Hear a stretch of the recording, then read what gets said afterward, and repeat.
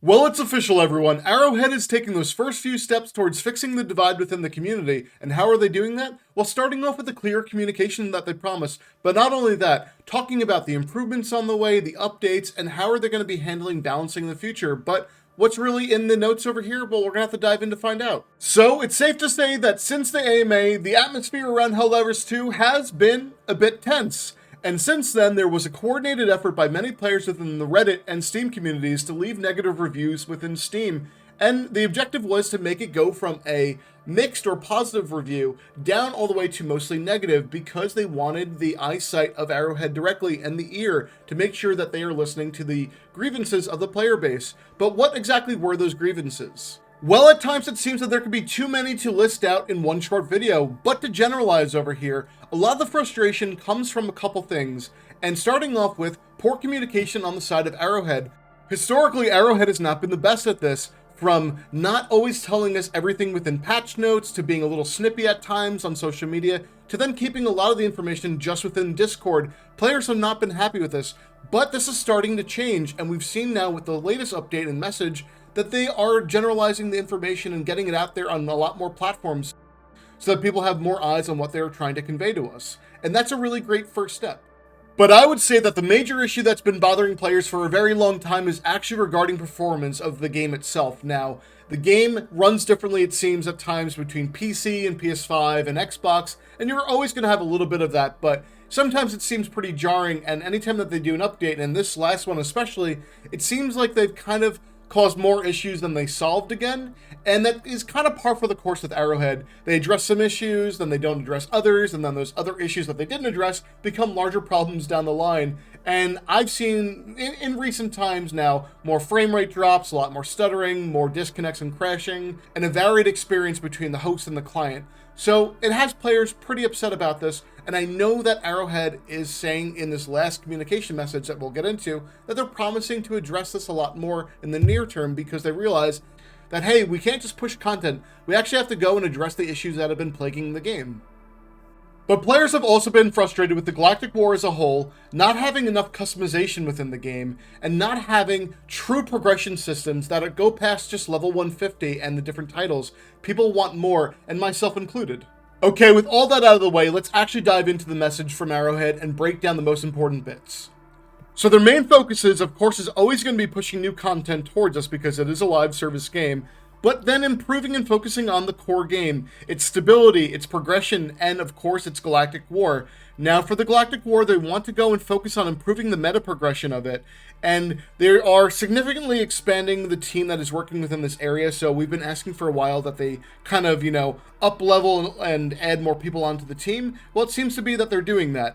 And this is going to be a long-term system that's being implemented over time, and it is going to take some time to improve it, but they're saying that the first meaningful change will actually come through this summer. But what they want to give us is more meaningful rewards for the Galactic War and different progression systems, evolving major orders, and making sure that they're no longer kind of like these one-week things or a couple days, that they're actually multi-week and themed campaigns, so very interested to see how that will play out. And then different branching outcomes that will create clear stakes and consequences based off on if we are successful or not. So I think that's all very interesting. This next bit is actually going to go towards clear communication. Now, they're admitting here that they've not always been the most forthcoming with all the different changes that have gone into patches, that a lot of the info has been hidden, and as I said before, it's up to the players to go and find out the changes. Well, they want to make sure that they are getting better at being more descriptive of what's going on for the full patch notes and not hiding anything from the players, and they are promising to get better at this, but, I'm on the fence with this one. We'll have to go see on the next one to really believe that they are making a change in this direction, but I'm going to be hopeful. Then they talk about that their biggest issues in the near term are going to be addressing the different performance issues within Helldivers 2, giving a clear vision to the game going forward, and then of course working on those progression systems for Helldivers 2. Now, myself and many others have put forth different concepts for player progression in the game. If you want to go check out my short, or if you've already seen it, I think I have some fun concepts in there, so I'll link it over to this video as well. But friends, what are your thoughts on endgame progression? What would you like to see being added into the game? Because I think this is a great time for us to start influencing that conversation so we can help shape the game the way that we want to have it be done. But again, let's see if Arrowhead will listen.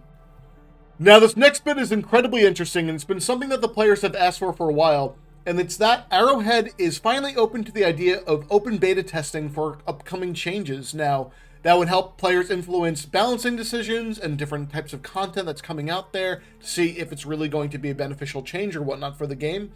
But of course, they had their concerns around, who they let in, type of content that's being shown, because they don't want to get too much information out there. But I think this could be executed in a way very similar to, like, let's say, how Warhammer Space Marine 2 does it. They have a public test server, and there's a lot that is going to be shown to the players within a controlled environment, and I probably think that's the best approach, but we'll see. Now, the next major point is actually going to be regarding vehicles as a whole and the change that they did for the Exo Experts Warbond regarding vehicles. Now, they're saying that they put the mechs within the Warbond because they wanted to give us something that was very thematically strong and offering us, I guess, a premium experience, but they are knowing that that didn't always land very well with the community, and it was kind of like a mixed reception. So they're saying that in the future, we will be getting some free vehicles. But I will say, friends, we do know that there's planned content around FRVs in the future, and I do have a sneaking suspicion that this is also going to be within a Warbond, that they're not going to change that, but we'll probably also be getting other vehicles that sit outside of the Warbond, like they're saying over here, but we'll have to, wait and find out. Then the last thing to cover here is going to be the question of, will the player base ever get more red stratagems and new ship modules? Because let's admit it, it's been a long time since we've had new red stratagems. We've had those experimental ones over the holidays, but they went away, never to be seen again. Maybe they add them in rotation from time to time, or just give us some actual brand new ones. And having new ship modules and having, like, let's say, the teased up tier 6 upgrades is something that players have been wanting for a very, very long time. I say that players have been also wanting to, let's say, have an expanded vehicle bay within the ship where we could go and customize and go look at our vehicles more. That would be really cool.